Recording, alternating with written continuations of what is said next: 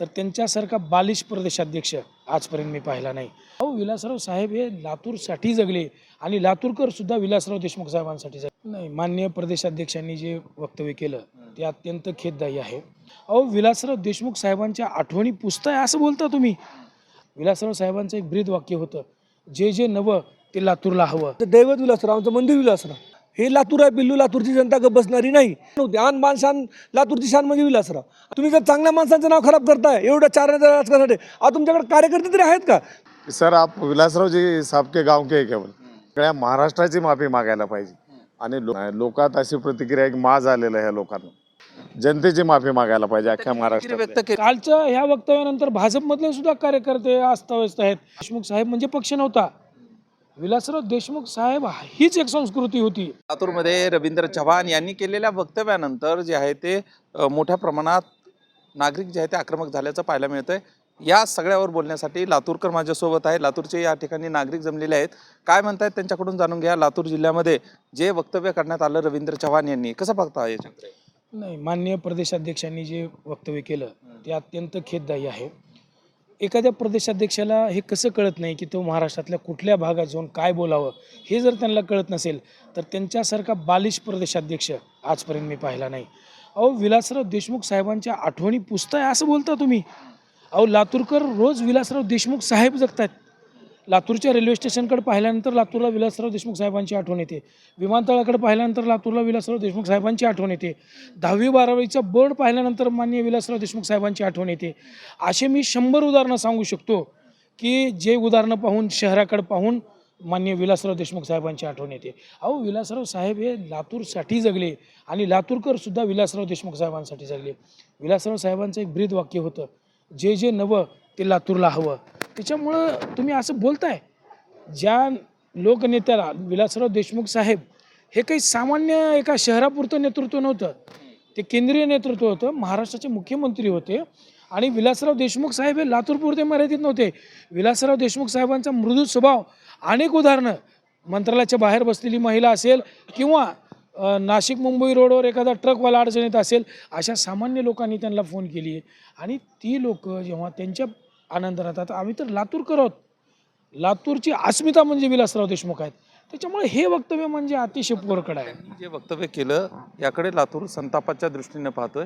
निवडणुकीच्या ऐन काळामध्ये अशा पद्धतीचं वक्तव्य करून त्यांना काय साध्य करायचं? हे बघा, ते जर खरे राजकारणी असते तर त्यांनी या काळामध्ये हे वक्तव्य करणं म्हणजे फार चुकीचं आहे. आणि त्याला लातूरकर त्याचा जबाब देतील मतदानाच्या स्वरूपात. कार्यकर्त्यांचा जोश पाहून ते बोलले असं वाटतं तुम्हाला? नाही, कार्यकर्त्यांचा जोश सर, कार्यकर्त्यांच्या जोशाचा विषय नाही.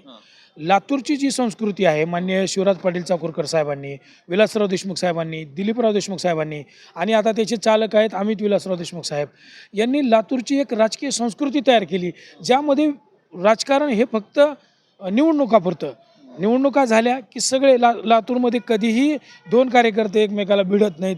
निवडणुका संपली की इथली एक संस्कृती आहे. मग त्या संस्कृतीवर असं इथं आजपर्यंत कधीही काँग्रेसच्याही नेत्यांनी भाजपवर टीका केली नाहीत व्यक्तिशः, आणि भाजपच्याही लोकांनी आजपर्यंत काँग्रेसवर टीका केल्या नाहीत. पण विलासराव देशमुखांचा एक स्वभाव होता, ते विरोधकांना सुद्धा हृदयाशी जवळ करून घ्यायचे. त्याच्यामुळे ही जी पायंडा ह्यांनी जो लातूरमध्ये आज आणला आहे तो अतिशय चुकीचा आहे. कशा पद्धतीनं पाहता विलासराव देशमुख यांच्याबद्दल केलेल्या वक्तव्याकडे? तुम्ही लातूरकर म्हणून तुम्हाला काय वाटतं? मी एक लातूरचा सामान्य नागरिक म्हणून बोलतोय. घेऊ त्यांनी जे कालचं वक्तव्य केलं की आम्ही विलासरावांचं हे आठवण खोडू, तर ह्याचा जाहीर निषेध करतो. कारण विलासरावांचा आमच्या रक्तामध्ये विलासराव आहे, आमच्या श्वासात विलासराव आहे, आमचं दैवत विलासराव, आमचं मंदिर विलासराव. त्यामुळं त्यांनी हे बोलूच नाही की आठवणी खोडू म्हणून. ह्यांनी त्यांच्या फक्त KDMC पुरतं बोलावं. जे ते मिंदे वगैरे त्यांना घेऊन त्यांचे दबून आहेत ना गपचूपमध्ये, ते पक्ष वगैरे चोरून वगैरे बसलेले, त्यांना दाबावं. हे लातूर आहे पिल्लू, लातूरची जनता गप बसणारी नाही, जाहीर निषेध देणार. परवाचंच एक 6 महिन्याखालची एक आपल्या आदरणीय अजित पवार साहेबांना एका पत्रकाराने विचारलं की तुमच्यात सगळ्यात मुख्यमंत्री म्हणून तुम्ही कुणाला बघता, तर त्यांनी विलासराव देशमुख साहेबांचं नाव घेतलं. हे विलासराव देशमुखांचं वक्तव्य म्हणजे हे विलासराव देशमुखांचं होता तेवढी शान होती. आन मान शान, लातूरची शान म्हणजे विलासराव. आणि तुम्ही म्हणता त्यांच्या आठवणी खोडायच्या, शक्यच नाही. पद्धतीनं भाजप आणि त्यांच्या नेत्यांकडून आणि शीर्ष नेतृत्व आहे त्यांच्याकडून वक्तव्याकडे तुम्ही कसं पाहता? उद्या मुख्यमंत्र्यांची देखील सभा होते इथं ना, आम्ही निषेध करू. 100% आम्ही मुख्यमंत्र्यांना पण सांगू. असा कसा प्रदेशाध्यक्ष दिला तुम्ही? जर चांगल्या माणसांचं नाव खराब करताय एवढं 4 राजकारणासाठी, तुमच्याकडे कार्यकर्ते तरी आहेत का? तुम्ही इकडून वडलेले तिकडून वडलेले सगळे पोट्टे आमचेच कार्यकर्ते जमा केलेले आहेत. ह्याला ऑफर देऊ आम्हाला सुद्धा ऑफर होती, तुम्हाला नगरसेवकाचं तिकीट देऊ, तुम्हाला सभापती करू, हे करू ते करू. तुमच्याकडे आहेत का कार्यकर्ते? कोण कार्यकर्ते आहेत? टाळ्या वाजवणार? मी तर सगळ्यात अगोदर म्हणतो ना, सगळ्यात मूर्ख लोक म्हणजे टाळ्या वाजवणारे. जे लोक टाळ्या वाजवले ना त्यांचा सगळ्यात निषेध करतो, पुन्हा बोलणाऱ्याचा निषेध करतो. कशा पद्धतीनं पाहता लातूरमध्ये जे आहे ते विलासराव देशमुख यांच्याबद्दलची अस्मिता होती. लातूर म्हणजे विलासराव आणि विलासराव म्हणजे लातूर असं समीकरण होतं. मात्र कालच्या वक्तव्याकडं तुम्ही कसं पाहता लातूरकर? सर, एक छोटंसं उदाहरण देतो. माझ्या मुलीचं परीक्षा केंद्र तेलंगणामध्ये आलं, लीड ग्रीनचं एक्झामचं. तिथं मी गाडी घेऊन गेलतो, MH24ची गाडी. सेंटरला उतरल्यानंतर प्राध्यापकानं विचारलं की सर आप विलासराव जी साहब के गाव के केवळ.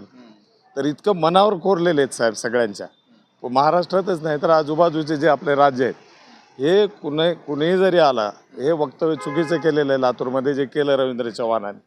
त्यांनी सगळ्या महाराष्ट्राची माफी मागायला पाहिजे आणि लोकात जाऊन माफी मागायला पाहिजे.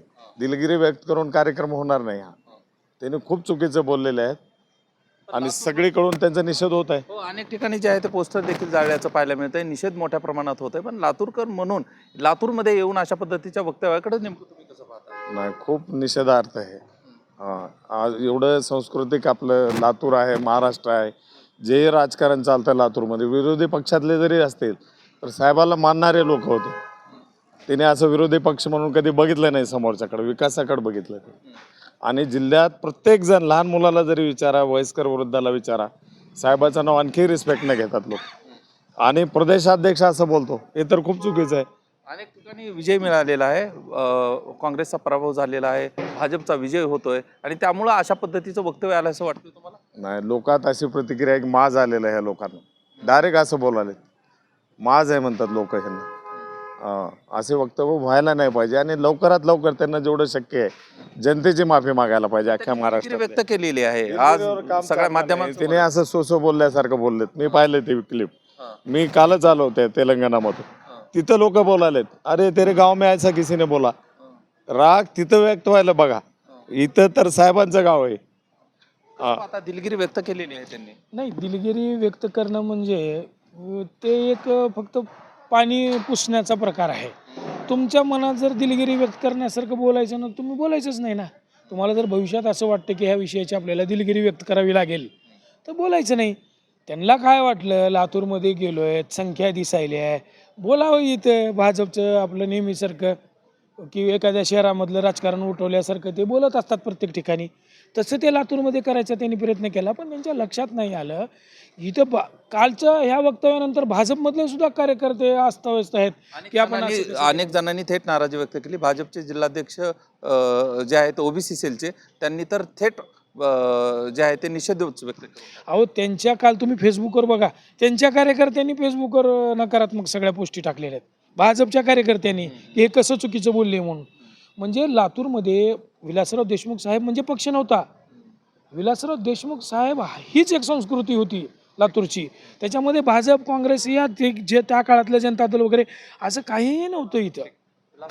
संस्कृती होती. लातूर म्हणजे विलासराव, विलासराव म्हणजे लातूर असं समीकरण होतं. मात्र वादग्रस्त वक्तव्य रवींद्र चव्हाणांनी केलेलं आहे आणि त्यानंतर मोठा संताप या ठिकाणी व्यक्त होत आहे. त्यामुळं हा संताप थांबणार का? माफी मागितली नाही, दिलगिरी व्यक्त केली, मात्र दिलगिरीनंतर खरंच हे वातावरण थंड होणार का? निवडणुकीच्या ऐन समोर येऊन अशा पद्धतीच्या वक्तव्यानं थेट आता निवडणुकीमध्ये काँग्रेसला फायदा मिळणार का? हेही भाग महत्त्वाचं आहे. विष्णू बुर्गे,